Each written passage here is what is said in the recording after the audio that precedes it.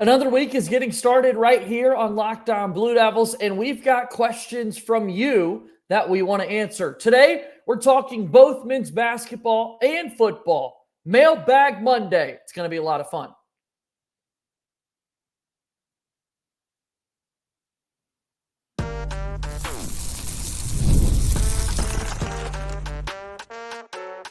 You are Locked On Blue Devils, your daily podcast on the Duke Blue Devils. Part of the Locked On Podcast Network, your team every day. Hello, everybody, and welcome into another episode of the Locked On Blue Devils podcast. My name is JJ Jackson. It's so great to have you here with us on Monday, August 19th, 2024. Locked On Blue Devils is your one-stop shop where we discuss everything going on in the life of Duke athletics. We talk a whole lot about football and men's basketball, and that's the case today as we've got a Mailbag Monday here for you with our good friend Kevin Connelly, the site expert for Ball Durham. We've got questions from both sports, a couple of football questions that we'll knock out, and then we got to talk about the men's basketball team, of course, as we're gearing up for what we expect to be a really good, promising, exciting 2024-2025 season for Duke men's basketball. If you have not done so already, please be sure to follow and subscribe to Locked On Blue Devils for free, wherever it is that you get your podcasts. Leave us a 5-star rating and written review. So appreciative of all the support that you give us here at Locked On Blue Devils. Also, if you watch our show on YouTube, thank you. Thank you for being a part of our YouTube community. Like this video, share it with your friends, and make sure you subscribe to our YouTube channel as well. A special shout out to our everydayers. Several of these questions that we will answer today were asked in the YouTube comments, also sent to us via email, lockedonbluedevils@gmail.com, and on X, where you can give us a follow at LO_Blue Devils. And I'm there as well at _JJ_Jackson_. So without further ado, like I said, we've got football and basketball due up for conversation today. And we've got a very good friend of the show. He is Kevin Connelly of Ball Durham, who joins us on the program once again. Fall is getting closer, my friend. Next week, hard to believe it, but a week from today, we're officially kind of in game week for the first week of the college football season. Yeah, preseason is winding down, and we have ACC football on Saturday in another country with Florida State and Georgia Tech. So certainly exciting times for all those Duke football fans and college football fans and ACC football fans out there. Yeah, people getting excited. Week 0 action is always kind of fun to watch. It's our first little taste of football. It's a teaser, though. Not as many games, of course, as week 1. And Duke will get the season started as it stands on week 1, Friday night, taking on Elon at home. So, Kevin, we've got questions that we need to answer from our listeners who sent them in. And a lot of people this time of year, as we have as well, are talking about Maalik Murphy, the transfer from Texas, who's been in a bit of a quarterback battle with Grayson Loftus, the incumbent. Many people believe Maalik Murphy will be the starting quarterback. That's not really breaking any news. You don't go into the transfer portal and get a guy like Maalik Murphy for him not to be your top quarterback going into the year. And so one of the questions that was asked for us was this: how can Maalik Murphy fully win over the fan base once the season gets started? What do you think? Well, I think the easiest answer is go 5-0. Because if you look at those first 5 games, you have Elon, then you go on the road for Northwestern, you host UConn, you play Middle Tennessee State, and then it's earlier this year. Let's just call it what it is. It is an early rivalry game with North Carolina that last weekend, that last Saturday of September. He goes 5-0 with a victory over the Tar Heels. I think that's probably the easiest way to completely win the fan base over and have everyone obviously dreaming then of a bowl game. Yeah, and what the team could accomplish, because at that point, you're just one win shy of getting to a bowl game. Duke was able to get to bowl games in both of the years that Mike Elko was the head football coach. When things have been bad for Duke and many other programs in college football, quarterback is typically where you immediately look first, the most important position on the field. I think with that, I think you win the fan base over, to your point, with a 5-0 start. I also, given that this year might not be as lofty of expectations as one would hope for a Duke team that lost a good bit of players, I also think you win them over by taking care of the football. And that's as simple as it gets. But we're just a few years removed from David Cutcliffe's final season, when quarterbacks for Duke led the nation in fumbles and interceptions and it was not good. It was putting Duke in a difficult position to actually win football games. And so if some of these first few games were to end up in losses, yes, we would be disappointed, but not as disappointed if we know for sure the quarterback is making a positive impact and taking care of the ball.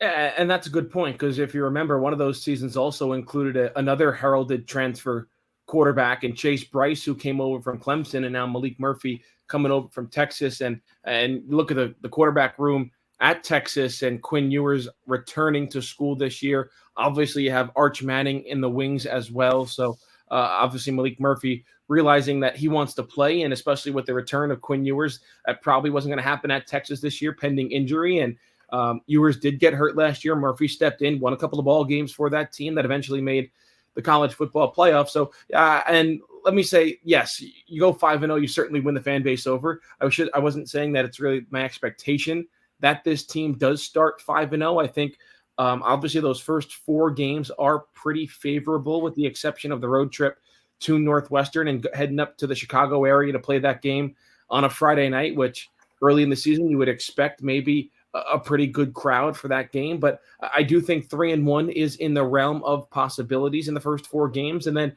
obviously you're playing a rival at home. You think the crowd's going to be good against North Carolina. Can you win that game and put that next foot forward? And can Maalik Murphy stand out and not only prove to other teams around the country, even like a Texas, hey, maybe you should have done a little bit more to try and keep me, but also say, hey, this Duke team, we are going to exceed expectations. We are going to take a hot start into ACC play. And who knows, maybe they will find their way into a bowl game this season and make some noise in ACC play, because obviously you have a different name on the schedule in SMU midway through ACC play. Duke doesn't get Stanford or Cal this season in the regular season, but who knows? That's why you lace them up every Saturday afternoon and you play some ball, and you hope to make to the postseason, especially in the first year of a new head coach. Yeah, really exciting schedule for Duke football going into the season, starting with UNC, Georgia Tech, and Florida State, your first conference games of the season. And then also built in to this 2024 calendar for teams across college football, 2 bye weeks, 2 off weeks to help your guys get healthy, which I think can go a long way for this Duke team in particular. All right, we've got more to talk about. There's a new head coach. Not only is there a new quarterback, but again, there is a new head coach for the Duke Blue Devils. His name is Manny Diaz. We're going to talk about him after our first time out here on today's episode of Locked On Blue Devils. Locked On Blue Devils here today is brought to you by our friends over at FanDuel. That is right. You've heard us talk a lot about FanDuel, America's #1 sports book. Well, we have something a little different for you. Now through September 22nd, all FanDuel customers can bet $5 and get a 3-week free trial of NFL Sunday Ticket from YouTube and YouTube TV. Then when a YouTube TV base plan, you'll be able to watch every regular season Sunday afternoon at a market game. All you need is a Google account and a current form of payment, and you can cancel anytime. I love the NFL season. I love NFL Sunday Ticket, especially when I'm traveling and want to make sure that we can watch the Carolina Panthers get the job done. Just visit FanDuel.com/lockedon to download America's #1 sportsbook. FanDuel is a proud sponsor of Locked On Blue Devils. Forward we go here on today's episode of Locked On Blue Devils. I'm JJ Jackson. He's Kevin Connelly, the site expert for Ball Durham. We teased Manny Diaz going to break. So, Kevin, I ask you, what gives you the most confidence that Manny Diaz will be a successful head coach for Duke? I think right now, it's motivation. You don't get many chances to continue to be a head coach if you're really 0-2 in your stints as head coach. Now, you could look at his tenure at Miami in a couple of different ways.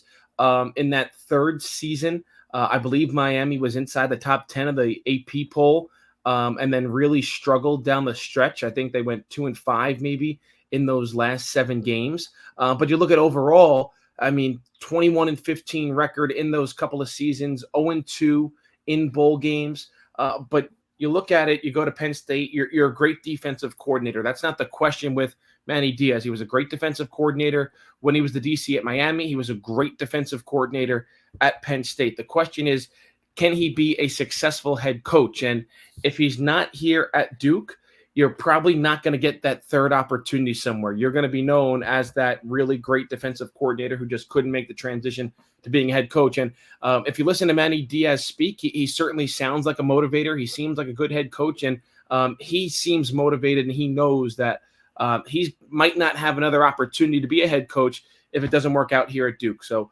I think that motivation of needing to be successful and almost that pressure is going to make him successful in his tenure here in Durham. Yeah, it's different, right? Because you get somebody like Mike Elko who comes over with zero prior head coaching experience, but you were able to talk about what he did as a coordinator, the relationships he was able to build along the way, and found other ways to kind of, feel confident in what he was able to accomplish. And ultimately, he accomplished great things for the Duke football program. Manny Diaz has that experience, to your point, being the head coach at a place like Miami. I think you also get confidence from playing in the ACC at Florida State like you did, coaching at NC State in this very league in the North Carolina Research Triangle area for 6 seasons back in the early 2000s. And then just the big stops that he's had along the way, whether it be most recently at Penn State or his years at Texas, Mississippi State in the SEC. Big reason why I think you can be confident that Manny Diaz will be a successful head coach for Duke. I think he's going to recruit really well. I think the defense will obviously be in a good spot.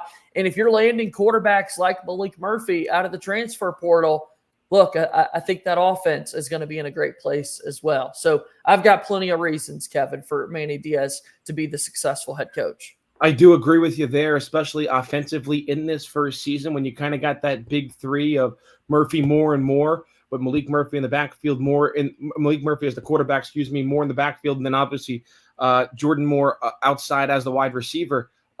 You're hoping that they're going to carry the load for you offensively because you feel very confident that Manny Diaz, regardless of the talent on the defense, is going to be able to put guys in the right position to succeed. And hopefully you have a middle of the road to upper echelon defense in the ACC with just how good he is at coaching that side of the ball. So I think those three are going to be key to his success in year one at Duke. All right, on to our next question. We're talking football again. Last football question, and then, folks, we will have some basketball conversations to dive into here with Kevin. I ask you this. Next Friday is the first football game of the season for Duke against Elon, an FCS program that Duke is expected to handle pretty easily. But looking at that, Kevin, and having a little fun, the crystal ball is in your hands. Who do you think scores the first touchdown of 2024 for the Duke team? You know, I'm going to go to the outside. I just mentioned him, Jordan Moore. Can he be that 1,000-yard receiver that Duke is looking for? 835 and 8 touchdowns last year. I think he's going to take a step up. Obviously, he's going to have the big X on his chest, being this team's top target on paper. I think him and Maalik Murphy are going to connect with a bomb downfield, and they're going to hook up for a 30-plus yard touchdown to open the season for Duke.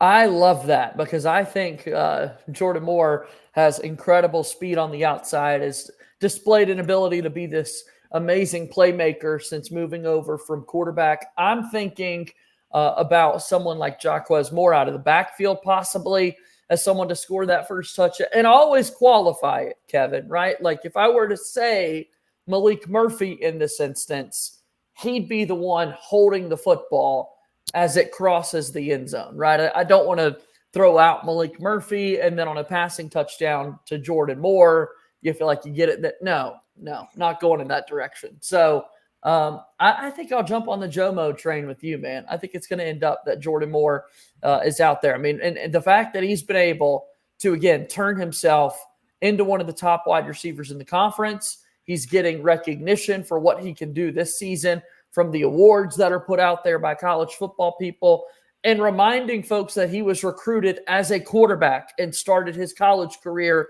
as a quarterback. It just speaks to, one, the athlete that he is, the two, team first mentality that he's got to take on whatever position, whatever request, whatever needs that the team has. And then finally, he's just a gamer, man, and one heck of an athlete to have on your squad. Yeah, it's going to be fun. I just think, maybe I know Manny Diaz trusts his defense, but New quarterback, got weapons around him. Maybe if you win the coin toss on that Friday night, you're at home, hopefully you get a good crowd, and you try to energize them pretty quickly, and you give him a go route, and he's able to run under it and get your season started with some fireworks. I'm already picturing it. Let's make it happen. That's going to be awesome. Let us know in the comments down below. Let us know on X at LO_Blue Devils who scores the first TD of the season for Duke. All right, let's transition. Let's switch it up. We got to talk basketball, getting closer to the start of a basketball season as well, and talking a little bit about important positions like we did with the quarterback for the football team. What is the biggest position battle for Duke men's basketball going into the new season? I think it's going to be that 3-man, that small forward, if you want to put it like through a 1 through 5. I think that's going to be vital. I think right now you're sliding Cooper Flagg at the 4. I think could provide a lot of matchup nightmares for other teams, and obviously feels like you have your backcourt set with Caleb Foster and Tyrese Proctor, and I think we're all going to anticipate that Kamen Malawak is the starting center for this team. So I think the biggest position battle is going to be the 3. Who gets that starting 3-guard spot come opening night? Can it be a freshman like Isaiah Evans? Is it going to be a veteran like Sion James? Who is going to step up in practice? Is it going to be Connelly, who everyone has glowing reviews about through offseason practices? Who is going to be that man that steps up and takes the reins as the starting 3-man? I think that is the answer, because I'm trying to think about what you're laying out, in that when you look across the board at other positions, it's a bit more known, right? Like we know at the guard spot, the experience of Proctor and Foster will pay off. That Cooper Flagg is going to find a spot out there on the floor to play and contribute. And I'd say the same for Malawak and his size and what he brings. So definitely in agreement there. Let us know in the comments below if you agree with our assessment of position battles going into a new Duke basketball season. All right, Kevin, let's take one more timeout. It's our final break here on the program today. And when we return, we wrap up this Mailbag Monday. Locked On Blue Devils here today is brought to you by our friends over at eBay Motors. Passion, drive, and patience. It's the formula for winning championships. It's also what keeps your ride or die alive. eBay Motors has everything that you need to maintain your vehicle and level it up to peak performance. Superchargers, roof racks, exhaust kits, LED headlights, and more. Whether you're into speed, power, or style, eBay Motors has you covered. With over 122 million parts for your number one ride or die, you'll always find exactly what you're looking for. And with the eBay Guaranteed Fit, your part is guaranteed to fit your ride every time, or you get your money back. Because with eBay Motors, you're burning rubber, not cash. With all the parts you need at the prices you want, it's easy to make your car the MVP and bring home huge wins. Keep your ride or die alive at ebaymotors.com. Eligible items only, exclusions apply. eBay Guaranteed Fit is only available to U.S. customers. eBay Motors, a proud sponsor of Locked On Blue Devils. Welcome back in. Mailbag Monday here today, Monday, August 19th. My name is JJ Jackson, the host of Locked On Blue Devils. His name is Kevin Connelly. He's the site expert for Ball Durham. As is customary here on the podcast, Kevin, please take a moment, if you will. Tell us a little bit about the website, things you're working on, and how people can best support you. Well, over at balldurham.com, you could read all of our content. Duke basketball, obviously now Duke football. We just highlighted it. About 10 days away from kicking off the season. So we're all over football as well. So I feel like we've got a lot of good content for you over at Ball Durham. Everything you could possibly want in terms of Duke basketball, Duke football, Duke athletics coverage. So on social media, you could follow us at ball_Durham. And then, as I said, balldurham.com every day for your Duke sports needs. All right, another question sent to us via email, lockedonbluedevils@gmail.com. How important is there that there weren't any coaching staff changes this offseason for Duke men's basketball? I think that's a really good question, because I feel like a lot of people don't think about it as a question, but I think it's really important, especially this season, when you only have 2 guys returning from your key crop of players from a year ago. And luckily, those were 2 players that did have a lot of playing time, and Caleb Foster and Tyrese Proctor, but it allows the new guys, the freshmen and the transfers coming in, to have that continuity. Everybody on the coaching staff is on the same page. It's not like John Shire is trying to catch somebody up or fill somebody in on how he wants things to be run. So the entire coaching staff knows what Shire wants, how he wants it done, and it helps to have two leaders on the floor also knowing how things are run in Tyrese Proctor and Caleb Foster. So I think it's a really good question. I think it's something that a lot of people probably don't think about that often. And I would say it's very important, especially this year, given the roster makeup of the team. And let's say it like it is. It's a little unusual because, to your point, over the last few seasons, we've seen a little bit of it. I mean, Mike Krzyzewski was the head coach of this program for 42 years. What in the world is it going to look like when we're experiencing Duke basketball without Coach K being at the absolute forefront of it? We found out. We're used to it. It's John Shire. It's great things. The brotherhood is still the standard in college basketball. But after year one, someone like Emile Jefferson moves on. Last year, not only is it that Emile Jefferson takes the job with the Boston Celtics to join their staff, but Kevin, the NCAA also decides that we're going to allow 2 more spots on the bench for college basketball teams. And so someone like Will Avery becomes another assistant coach for this basketball team. Justin Robinson is able to be named a director of player development. That increase from the NCAA in terms of bodies that you could have on a bench and working with your players was another change that we don't have to experience this season because they've got another season under their belt. Yeah, those are all really good points. And it just goes because when Coach K was there, didn't really matter who was coming and going as assistants or getting head coaching jobs because, he was there and he was going to implement the things he wanted proven. To. Exactly. And with John Shire, it always helps just leaning on that staff, having that continuity, and really hitting the ground running once everyone showed up on campus. All right, we've got one more question left to go. Let us know how you feel about no changes in the coaching staff for this Duke basketball team. Our last question also talks basketball. It's talking jersey numbers that I've got a thing for. People are saying, hey, I got lost over the course of the summer. What jersey numbers will the freshmen wear for Duke men's basketball?